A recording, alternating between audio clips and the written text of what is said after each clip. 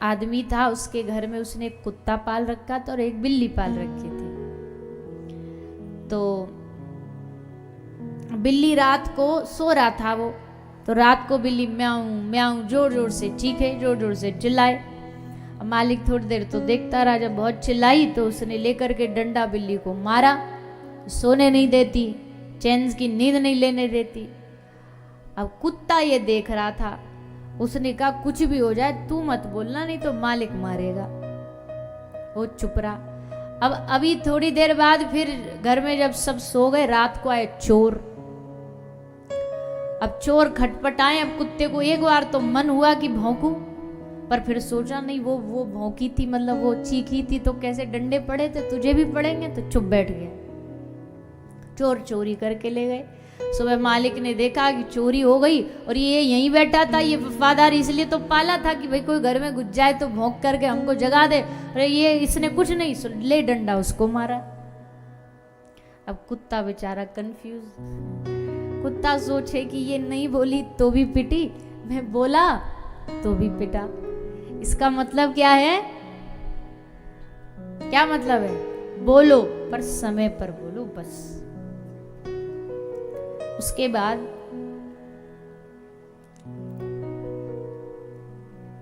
तो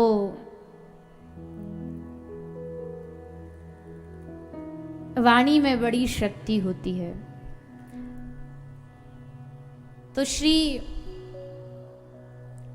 परीक्षित जी महाराज को लगा कि संतों के पास जाना चाहिए, संतों की सन्निधि करनी चाहिए, तो आ गए संतों की शरण में।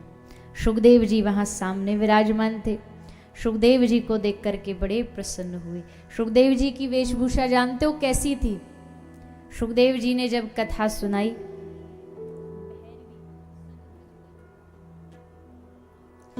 कैसी वेशभूषा थी? बोले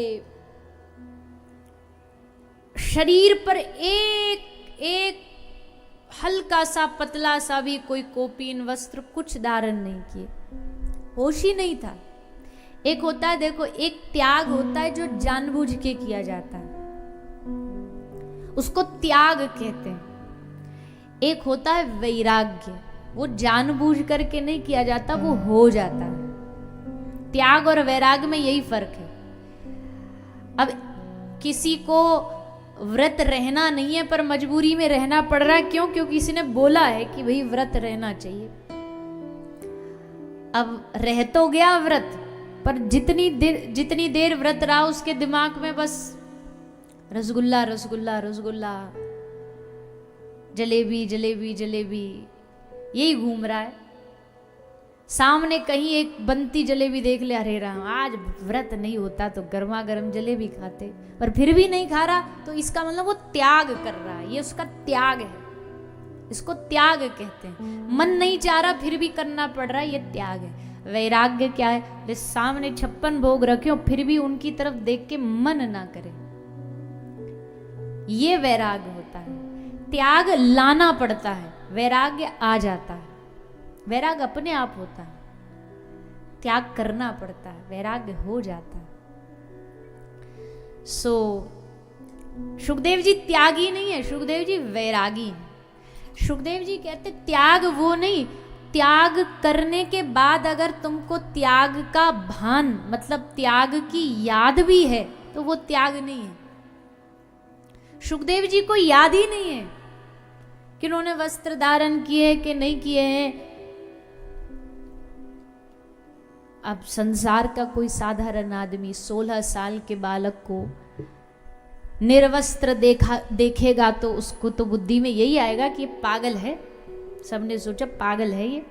और वैसे भी किसी ने सच कहा कि भैया भगवान के प्रेमी और पागल में कोई फर्क नहीं, दोनों दिखने में एक ही जैसे लगते हैं।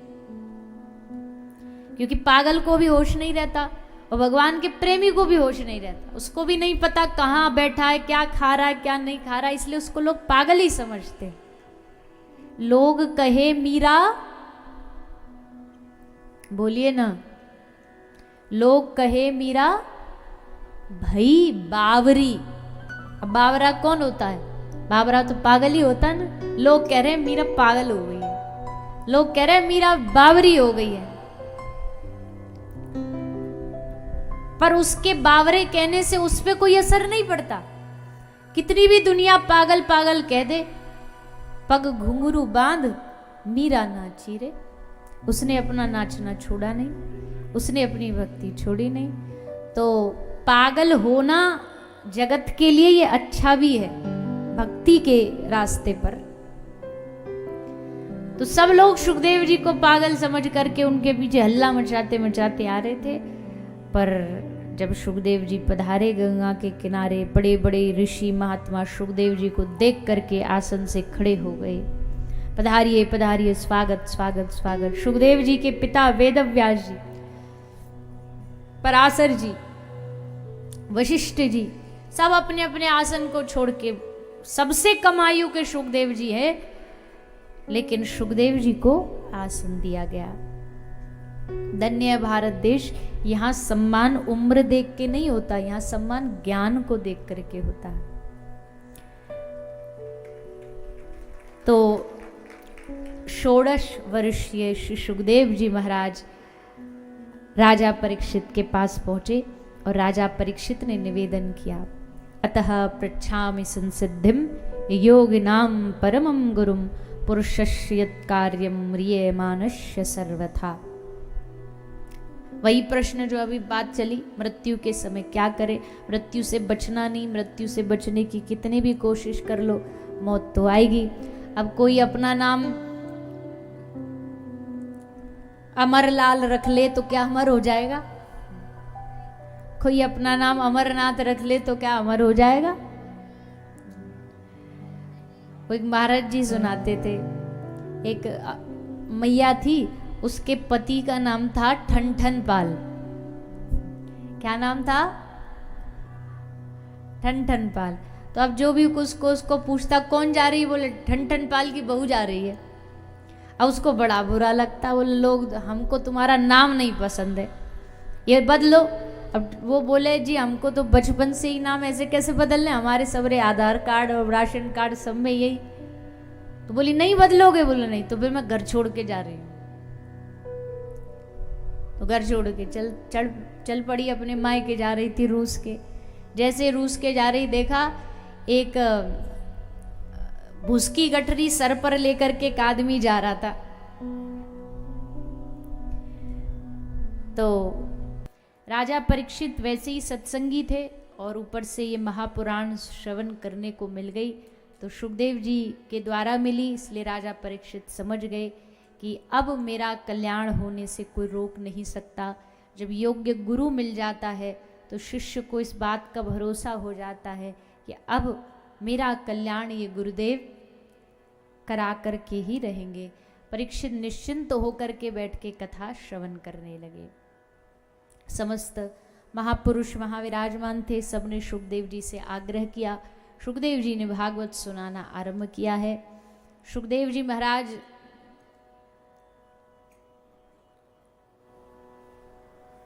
निष्काम भक्ति क्यों आवश्यक है, क्यों जरूरी है, उसका वर्णन सुनाते।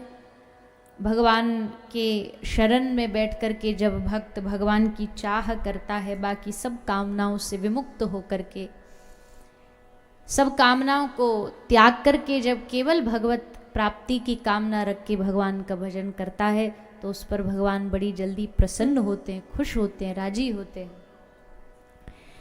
फिर श्री सुखदेव जी महाराज राजा परीक्षित को सृष्टि प्रकरण सुनाना शुरू करते हैं। सृष्टि प्रकरण मतलब ये इतना बड़ा ब्रह्मांड, इतना बड़ा संसार ऐसे तो अपने आप प्रकट नहीं हो गया होगा, इसको किसी ने तो प्रकट किया है।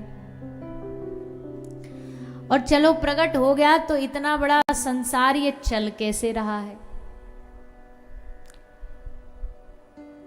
सूर्य अपने टाइम से एकदम समय पर उदय भी हो जाता, अस्त भी हो जाता। बताओ कोई याद दिलाने जाता सूर्य देवता को, अब महाराज जी शाम हो गई, अब अस्त हो जाओ। दिन भी अपने आप हो जाती है, रात्रि भी अपने आप हो जाती है, मौसम अपने आप बदल जाते हैं। कभी कभी देखो सोच के तो कितना अचंबा होता। अभी यहाँ भयानक दोपहरी पड़ रही है, तपती धूप पड़ रही है।